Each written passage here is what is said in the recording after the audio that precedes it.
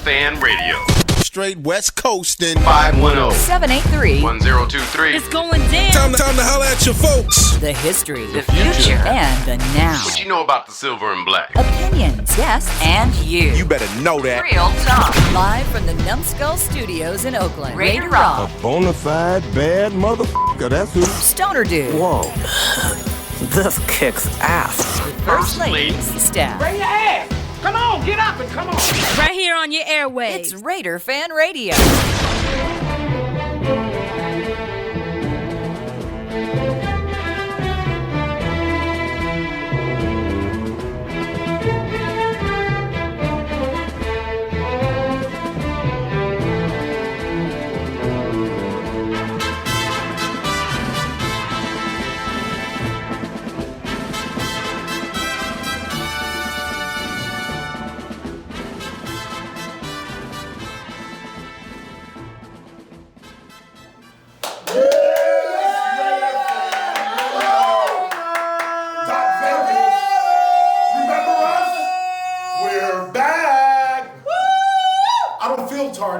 Anyway, good to see you, man. That's good to see you, Stef. What's going on? The beautiful black hole, Stef. Raider Rob with you, of course, the original. And yeah, RaiderFanRadio.Vegas. Imagine that. We are here. Got here before the team.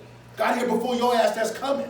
All right, we're already here. The team is here because of us. The team is here because of a wink, wink, nod, nod. We'll tell you about that and some more things down the line. Other secrets of the Sin City that we have to reveal. But the bottom line is we're back. And it's great to be back. You know us from Oakland, of course, the original. And there's a long history doing this thing they call podcasting. But of course, before there was podcasting, there was Raider Fan Radio. It really was. It really was. The world's #1 sports entertainment radio, internet radio talk show. You know, you remember us, the ones you got your ideas from. That's Rocky.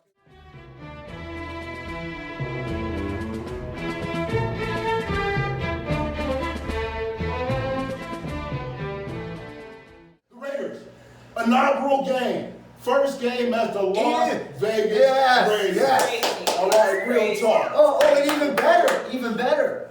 They scored 34 points and they won.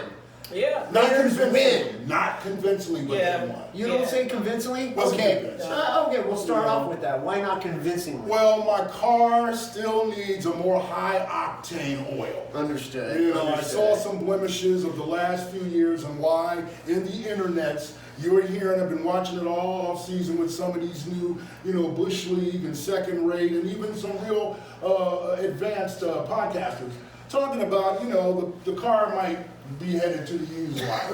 You might want to sell it to Enterprise. Well, it was nice to see Henry Ruggs actually get some action early in the game. The second play of the game, they didn't connect, but they did go for that bomb down the middle of the field. It was in double coverage.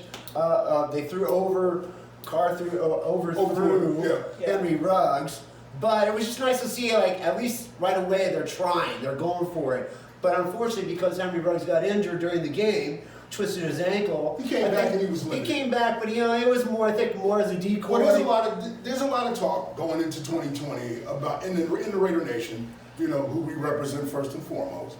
Raider fans doing this for Raider fans, by Raider fans. Our motto. That are grumbling. That Carr still is not defiantly controlling the game. Yeah. He's not defiantly putting a persona out there that's convincing that this guy's going to take us deep into the playoffs. That this guy can win a game without it having to come down to some penalties or some mistakes or happenstance that keeps us in the game because we won that a lot closer than it needed to be. Okay, our run defense. What do you call them? I call it the Swiss cheese defense. When you let other running backs run through your line as if they weren't even there. Now, I'll say this though. I've seen our defense worse in the past. Is that Zurich? Is that Zurich cheese or Geneva cheese? It's Geneva. Man, I don't even know what that means, but I just like the way it sounds. Geneva. Motherfucker. But I think the defense has improved. You still went against Christian McCaffrey, one of the best running backs in the league right now, who had a great day, particularly in the third quarter. Today was a tale of two running backs. It was all about Christian McCaffrey, but it was even more so about Josh Jacobs, who scored 3 touchdowns. Right. Yeah, and that's great. My thing is, again, we're not dominating, and we haven't been dominating for about 17 years, and it bothers me to see so much real estate, Right. Given up and the prevent defense at a time in the game when you really should be putting it to them hard. I don't know when the last time we blitzed was. I have to ask I this think we chick blitzed that. maybe 5 times this game, probably. You got new talent. This is the scuttlebutt. There's football. Talk to the crowd. And then there's boxing. Okay, there's boxing. We're in Las Vegas now. Now, God bless Oakland. Love the town. We'll be reminiscing and talking about the town all through, this portion of this incarnation of the show and yada yada yada. But you're in Las Vegas. The Strip, baby. Exciting. Okay, they have a replica Eiffel fucking Tower. All right. There's a shirt on the Liberty Girl. Yeah. What's the broad called? Statue of Liberty. That's Mutt off camera. Thank Lady you. Liberty. I'm losing my history as I get older. Hey, it's good to know You gotta be splashed. I do like. You gotta be entertained. You're competing with Dead Mouse. Dominating. You're competing with Wayne Newton's old ass Right, still out there. yeah. You're competing with Drace, where all the hardest hip hop players and all of them come. Every week, and Alicia, our media person, will tell you about that. Right. Drace down on top of the Cromwell, going down. All the latest hip hop cats are there. Caesars, of course. Some of the old Right. staples. Tropicana still popping. You got to be hit, man. There's magicians pulling sandwiches out of their ass. Come on, man. It's going down here. You got it. And that offense was boring. All right, until the latter parts of it. It's great that Jacobs got 3 touchdowns. Fine. But you're in Las Vegas. We need a more exciting, up-tempo, aggressive, Dominating. fearful offense. You just can I get trips right? I've been screaming trips right since I've been sitting in the black hole back in the 1990s. All right? Trips right. Good night. Or the 2 You tight got all end the- formation. with Which 2 we tight had end. 3. We had one time when we did 3 tight end formation in the red zone, and we weren't able to score. And that to me, This game? again, this game. Oh, okay. Yeah, I think that was. And he'll try shit like that, Gruden, and he won't do it again for the rest of the game. Yeah, I never Like the saw reverse it. with Ruggs, okay? Ruggs is the only one that can run that. You know who's a fucking scamper back? And I got a friend out there that calls him the slot machine. Renfro, man. And get yeah. Renfro off the punt returns, you're gonna get him killed. All right? You got all this fucking new Vegas money and y'all can't get a kick returner. Renfro, one of our key players in offense, you're gonna get him killed out there returning kicks. Yeah, we So, gotta protect well, I don't know what you're doing with your money, but there's gotta be somebody out there that can return kicks 20, 25 yards instead of sacrificing one of our key offensive guys. Yeah, I man. agree. We didn't come into the season with the key guy, like you said, at that particular Yeah. position to return kicks. The guy, we don't have that guy out there to do that. But, I look at some of the good points of the game that I saw.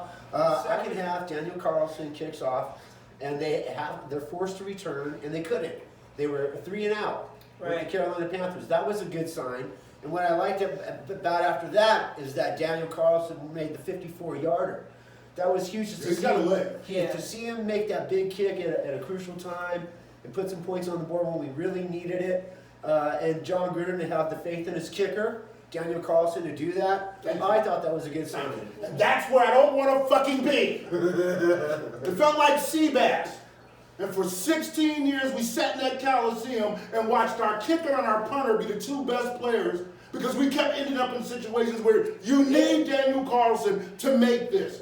That's where the Raiders have to turn the corner. We've got to stop needing You gotta dominate. this motherfucker to kick a Every 50-something-year-old field goal. We got to stop needing to have to get a first down on 3rd and 16 or a shovel pass on 2nd and 20. That's the things that I'm still seeing that should have been ironed out by now. And again, the take charge attitude of our car, he needs a new tune-up, man. He's still running on that 2001 Porsche Cheyenne shit, man. Okay? Or whatever he calls it. Cheyenne. Isn't it Cheyenne? Who's giving me my info? Research! Anyway, and so again, it's not a convincing win that Software was that because, again, Carr doesn't convince me that there's a sense of urgency and a sense of aggression to go out there and kick the shit out of motherfuckers. Right. I want Jack Daniels football, man. Hey, Not yo play or whatever the fuck the kids are drinking nowadays. Game 1 of the season. What are they drinking nowadays? Hold on, let me ask Game Mike. one. What are the kids drinking? No, not you, the kids. Well, I don't know, but today I'm drinking Stella Artois. That's why. Stella. You take Italian and This is the Solstice Lager. It's delicious. I don't want a seltzer off. Okay, that bubbles up every once in a while. That's right, I want Jack Daniels, the baby. seltzer offense. Okay, I want Jack The Daniels Swiss cheese football. defense and the seltzer offense. You know, I want Al Davis football. Yeah, Al, and that's the thing. Show me your Al. Yeah, this is Al, okay? And Al football was dominating. And Al meant every single phase of the game, defense, offense. Exactly. It wasn't individualized where people were specializing in certain talents on the field. It was football. You played together as a team, and it was a football. Well, the attitude too, and the culture that's going to have to be grown here in Las Vegas, which I'm looking forward to seeing the Las Vegans and the fans here grow their. Is that what they call them, Las Vegans? They will now. You know, Las Vegas, of course. But she's right. You know what I'm saying? I mean, you know, for all you pre-millennials and you generation, I don't know what y'all on now, Generation B or whatever the fuck's going on. All right, we're not talking about living in the past and all you jaded millennials and sportscasters. We're not talking about that. But an attitude is an attitude. And that attitude never dies. Yeah, right. And there are many examples in this country right now, including with the president, of something or someone having an attitude. And if you keep that attitude, it'll work for you. You know, and our attitude, like she said, was to dominate. Yeah. To go out and kick ass. And, you know, I've been listening to people for the last 10, 15 years, even in the first incarnation of our show. You remember, trying to tell us, oh, that's old. You can't do that anymore. You know, da-da-da-da-da. No, yes, you can. Well, you can still go out and exert attitude. I think winning your first game on the road. You're going to see a more physical, aggressive fucking football team. It's been long enough. Winning your first game on the road at least helps get you. There was no fans there. Nobody threw a bottle at you. No, they didn't get a chance to come out the tunnel and somebody tell them what they did to their mother last night. Anything like that. That didn't happen, man. You know, there's a lot to be desired when you don't have any fans in the stadium. And that's bullshit. And that canned fan noise. Whose job is it? Whose job is it to go, I think they should boo now. Boo. Press the boo button. I think they should cheer now. Yay. It's some guy's job. One person probably. Or maybe they got a little crew of 3 or 4 people going, what should we do now? Right. There's no fans. The fans, they generate the energy that forms the game. Right. It's a Coliseum, old school Roman Coliseum game where fans were incorporated into it. It's been like that ever since. Right. To see no fans right now out in the stands, it's abysmal. And I'll go further than that. It's because of the pandemic.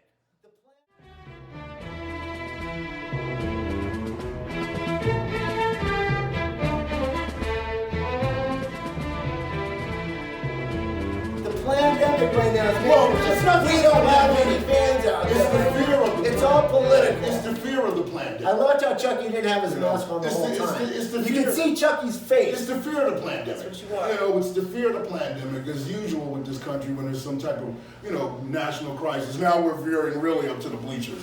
But, well, if there's no fans, somebody's got to do it.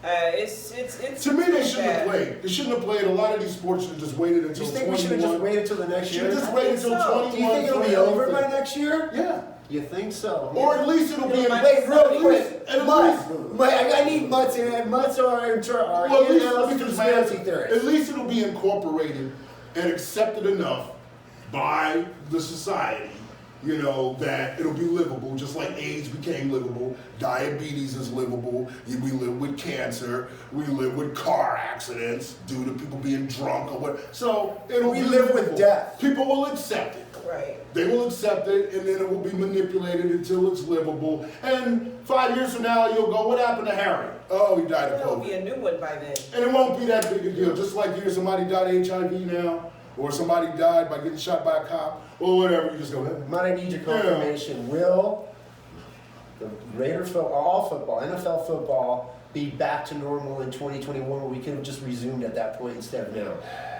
It all depends on the money. The money. The money. Yeah. Money. It all depends on the money.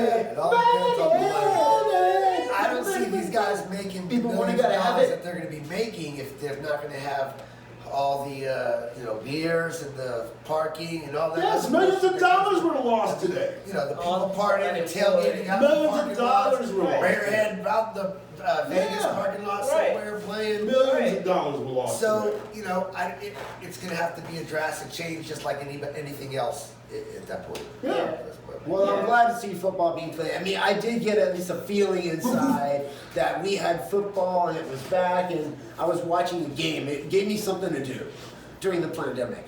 But it made me feel like I was missing something. And I know the players felt that way too, because they need our energy and our cheers and our screams. And that was the reason why the Oakland Coliseum was called the original House of Pain. Because when you came in here, it was so loud. You know, we were what would they call us, the 13th man or whatever. I mean, it's like we were the ones that made sure that the team knew we backed them up, and our energy is key. And when I was growing up, it was the mausoleum where teams came to die. Right. You know, so again, we're not rocking on the past, you know, but there's a new I'm just culture. talking about the fan presence. No, I'm talking to the public.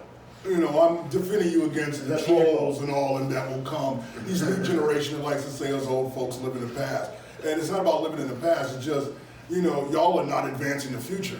You're not doing nothing new with what is here. And so this is one of the great brands in all of marketing and all of sports for 60 plus years. It's in Las Vegas now, the branding capital of America, the entertainment capital of America. And this is when the Raider culture and all that has stood with the Raiders since 1960 should be elevated, including what's going on in the field.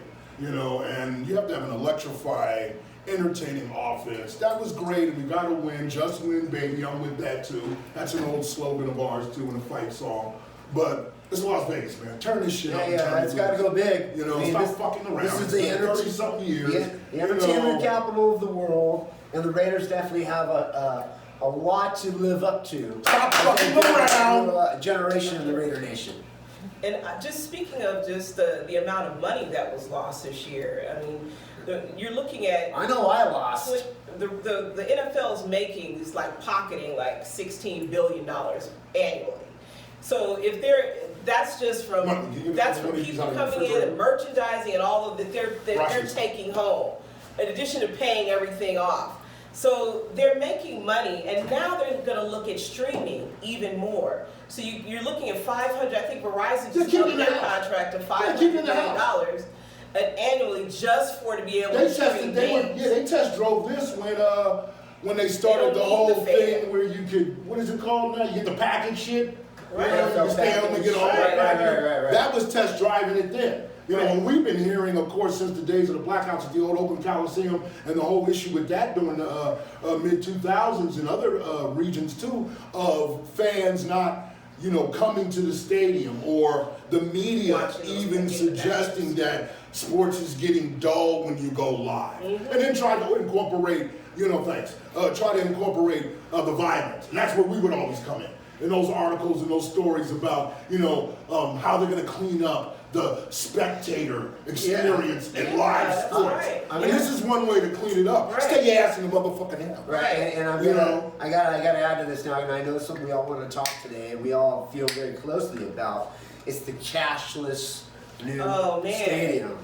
The Allegiant Stadium will be cashless for Raider games. Wow. And when you combine the everything we talked about keeping people at home, cashless society. Right. I'm anti-cashless society. So I like cash. That's all. I like to tip someone once in a while. Show me your cash, Rob. I got cash here. Show me your cash. And Alicia needs some cash. This is what you like. I got cash here. This is how you buy a beer at halftime. I got cash here. That's how you buy a beer at halftime. Right. So you combine the fact that they're keeping people home with the NFL package, and a cashless society, and a cashless stadium definitely limits certain people to come to the game.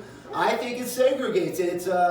I think it's social segregation to a whole new level. It's not about race in the situation, but about people that don't got money. Well, to that point, Stone, if I could play Satan's lawyer, I think you could. I want to see that movie. I think that, and I could be wrong, but I think I heard something in the last 24 hours which kind of started to sway my opinion, at least to a moderate opinion, that people will be able to go in.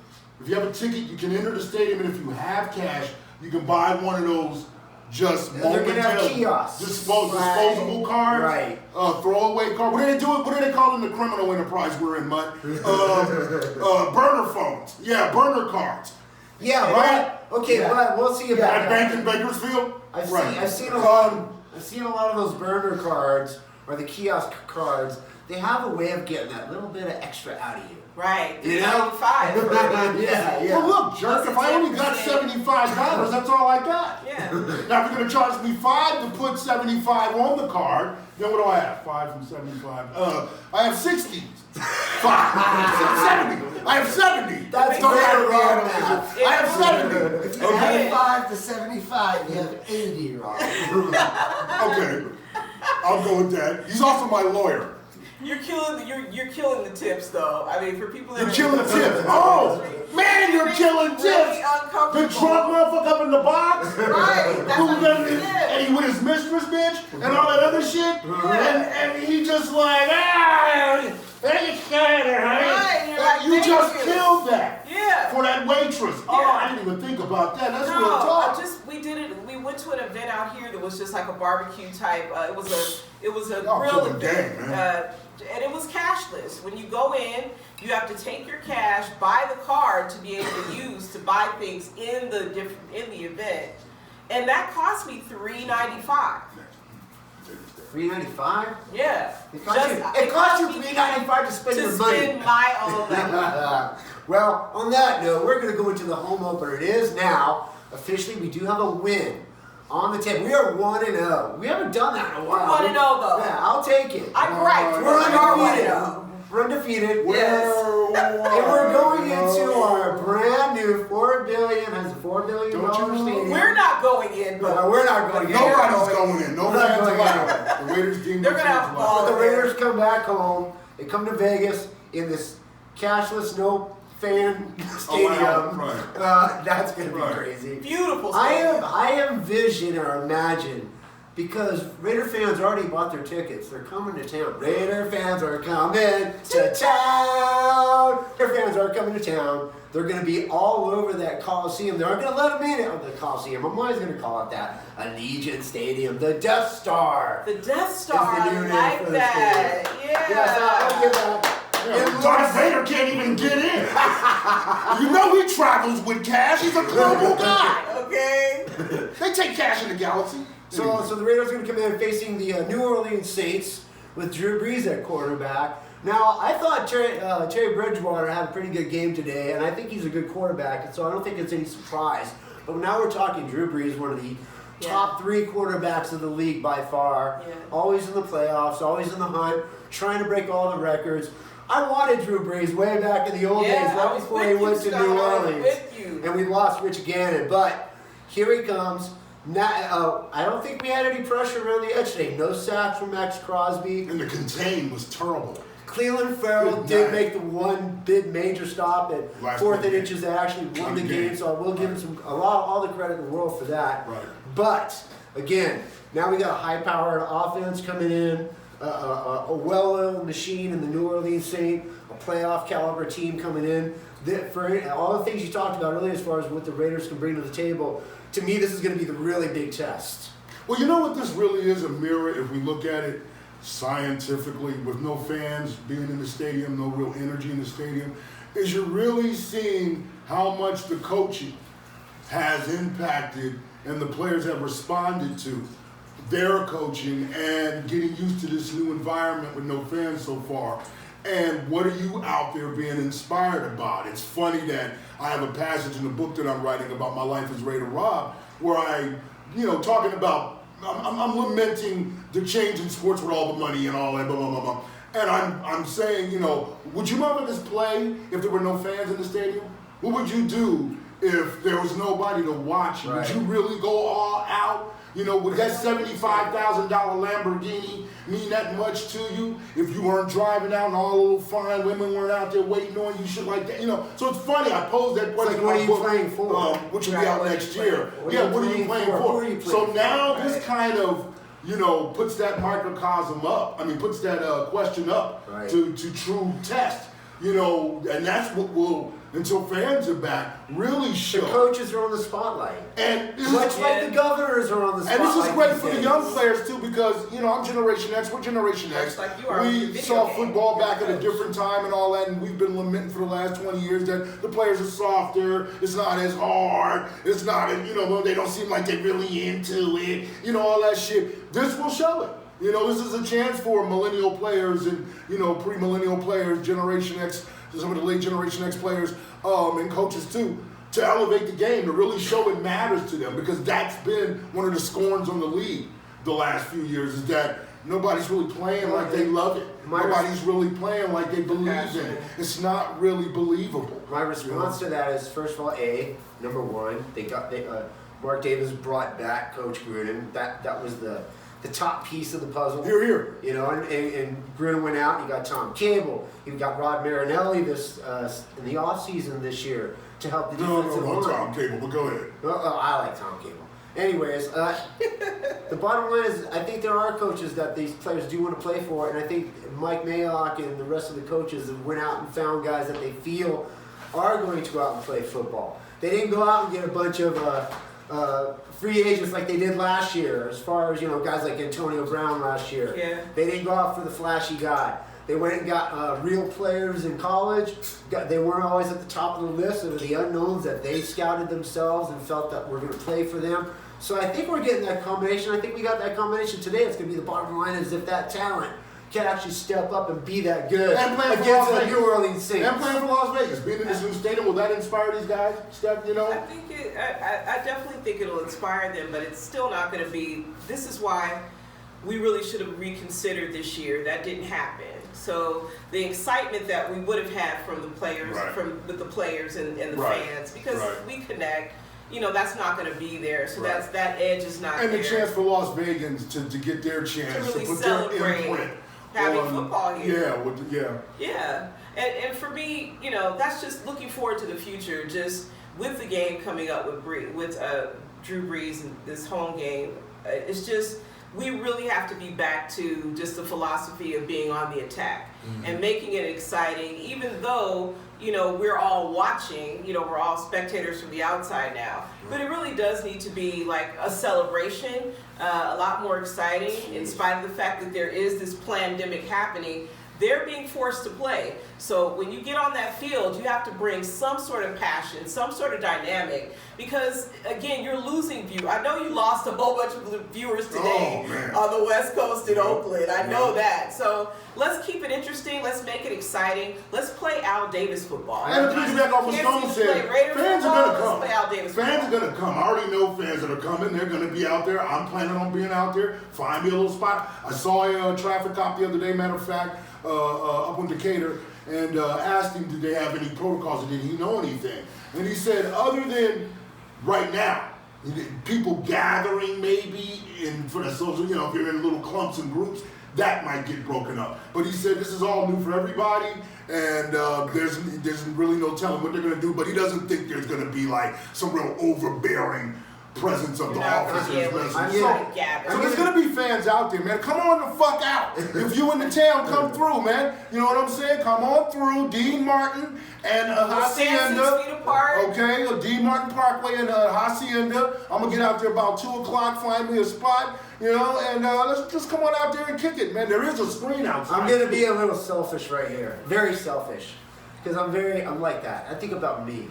I know the pandemic has affected the world. All of Earth is affected. It's a global pandemic.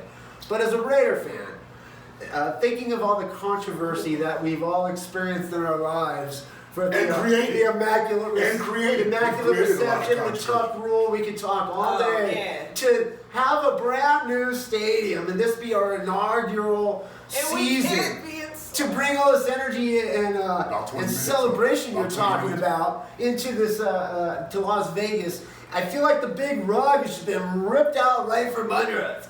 I will still be on the strip. I'm going to be partying all weekend. Normally my band Raiderhead would be playing somewhere, but because live music doesn't exist this whole year now in Vegas, it's just hard to even imagine the entertainment capital of the world. So to have all that taken away from us, I don't even know if there's a good side or bright side. We're just going to plow through. We're just going to do what we do normally. There's no new normal. We're still all here, and we're still all Raider fans, and we still love what we're doing. This is just normal. And we still normal. love you.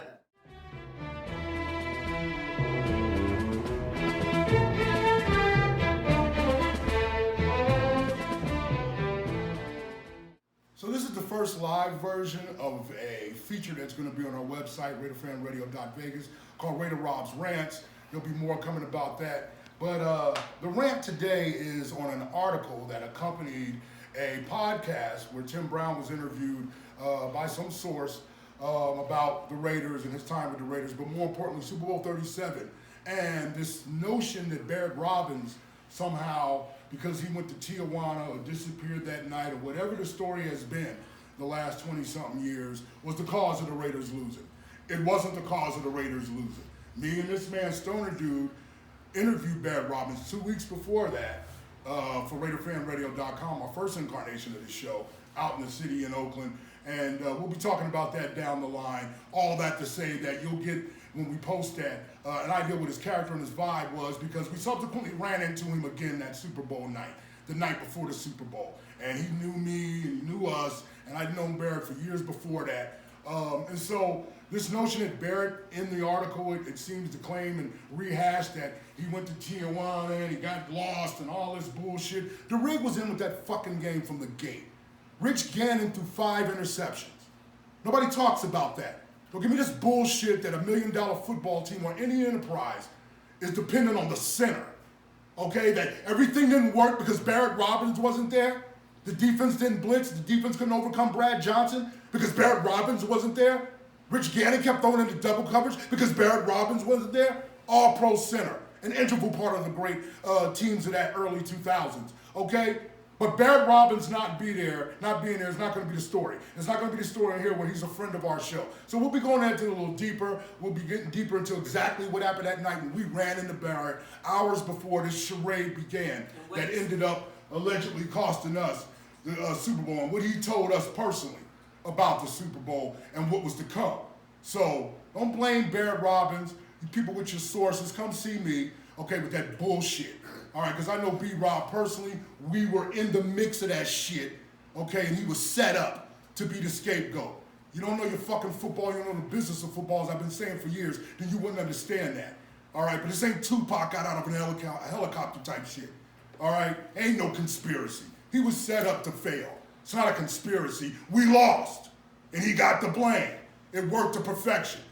Rich Gannon's ass is a veteran, and he can't go up to the coach and say, hey man, some of this shit don't look right, let's change it. 5 interceptions. So before you start that bullshit, Barrett Robbins is responsible for 52 other men losing the Super Bowl. We'll talk about this more next time, but get off of B-Rob's jock with that bullshit. He ain't to blame. Raider Rob's Rants, rocking my brain. Raider Rob, yeah. What I love most about you, and I love at least 3 things about you. Fuck you. Is that you always take the most controversial thing that everyone's talking about and everyone's bouncing back and forth and just throwing it down and putting it in your own way to just set it straight. And I appreciate that. Yeah, and that's why I consider you the host of Raider Fan Radio. Just take this, don't get too mushy. I know, we can always edit this out. We don't care. I just want to let you know San that. Francisco. Wasn't there some talk about them comparing Gannon to Carr? Look who wants to be in the party now. Look who just got his backstage pass. Gannon had Rice, Tim Brown. Right. You know what I mean? You had weapons. Yes. Does Carr really have at this moment? He has great options, but they're not proving themselves just yet. They're young. No. You know, it's a new team out there, so you really can't compare the two. Well, enough of the past. We're going into the future. And the future is next week when we have our home opener at the empty Allegiant Stadium with no fans. And but we will be there somewhere. We'll be everywhere. The Raider fans, Raider Nation will be all over the strip. Yes. They will be all over that stadium. And Kamara is coming to slice the shit out of our defense. Okay. Yeah, that worries me. The young defensive backs today, I liked what I saw. They weren't perfect, but they were at least very ambitious, and they were hitting when they could. Right. There was a big play by Mullen in the end zone that prevented a touchdown for the Panthers. And there was another one he did out in the middle of the field that Damon Arnett, I think, got his first deflected pass today. Right. So I did like what I saw there, but can they do it again against Kamara? Can they do it against Drew Brees next week? We shall see. We shall see. And to be continued. I got Raiders debut in Las Vegas. There'll be a little more pep in their step. I'm going to call it 31-24 Raiders.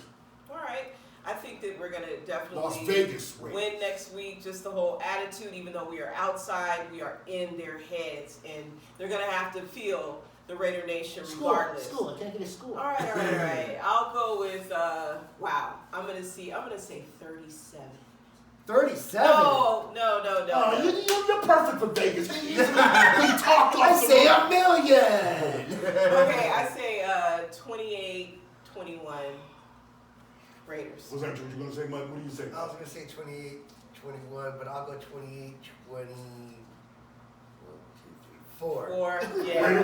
Raiders, of course. 34-28 Raiders. Home opener in front of nobody, but we'll be there in spirit. Josh, off camera, Josh, what you got? Next 30-21 Raiders. 30-21 for Raider Josh here in Vegas. All right, that's what time it is. And Alicia's got to get home so you can see the Cowboys and the Rams tonight. Opening up SoFi Stadium in Los Angeles, where the cocaine is really good.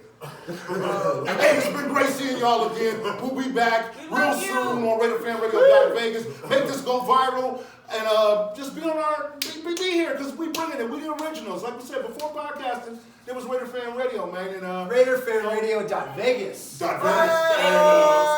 in depth on this Raider thing, and it's going to be a good time. So come back and see us again. Later, Raider.